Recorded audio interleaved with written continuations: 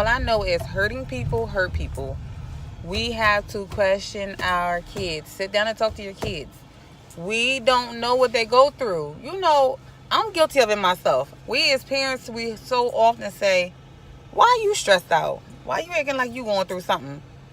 When very well, we act like they can't be. School can be stressful at times, and it's not just the work. Kids are cruel, honey. I know because I went through it.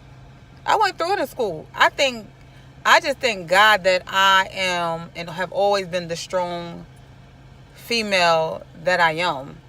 Because I would have been broke. Probably committed suicide or anything myself. Had some type of mental disorder like depression, something. But I just think that was nothing but the grace of God, because I used to be talked about and all that, and I never thought once, oh, you know what? This is the end for me. Like, I can't take it no more. Like, I'm tired of them doing this, that, and the third, saying this, that, and the third. Nah. I took it. I took it, and, it made me stronger. It made me who I am. And like I said, I thank God for that. But your babies may not be the same. They may not be built the same. They may not have that same strength, that same motivation. It's not just you. It's not just you that's in them. They also have their father and their father's genes in them. So they may not be as strong as you, and they may not be able to handle the things that you can handle. So we have to talk to our babies, and we have to ask them if they're going through anything. If there's something going on at school. Do you feel like you're going to hurt yourself? Have you ever felt like you wanted to hurt yourself? Have there ever been anything going on at school that you felt like you didn't want to go back? Is there anyone picking on you on the bus, in class, anywhere? Like, we have to ask that because it's important. Because if you have the small little conversation, if you have that now, that can avoid a bigger problem later.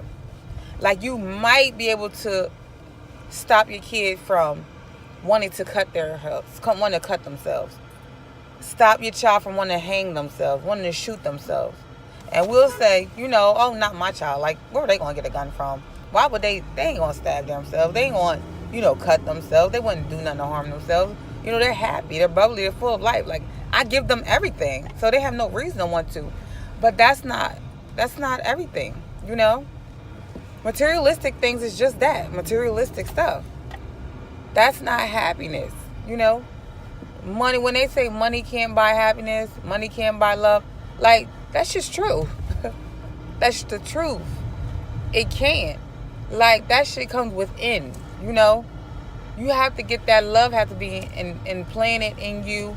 That has to be imparted in you from family, friends, just your surroundings.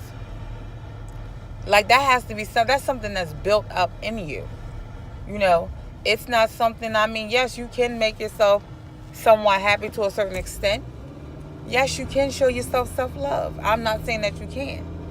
But, baby, when you're being tortured and tormented and talked about and beat down every day and scorned, after a while, that starts to get to you. I'm an adult. And certain things get to me. Now, not to the point that make me want to feel like I want to take my life, but certain things get to me. And I'm just saying that I've dealt with a lot and I've experienced a lot to know how to deal with that. But a child, on the other hand, may not. There are 10 and 12 and 13-year-olds and high school students, taking their life every day. Every day. And we may say, like, why would they do that? Like, what would make them do that? But we can't question that. Only thing we can do is try to talk to our kids and help them to understand that that is not the answer. Death is not the answer. Being talked about or teased is not the end. That's why we're here as parents. We're here to deal with the hard stuff. If you feel like it's too much for you to deal with, too much for you to handle, then you come to me. I'm your parent. I need to have that open communication, that open communication. We have to open the door for open communication with our kids. We have to. No matter how ugly it seems, no matter how sticky the situation is, we have to, because our babies have to feel like they can trust someone, right? They have to feel like they can trust someone. And if they can't trust their parents, then who they're around every day, who take care of them, who gave them life, who gave them breath, then who can they talk to? So we have to have that conversation. It's important, parents.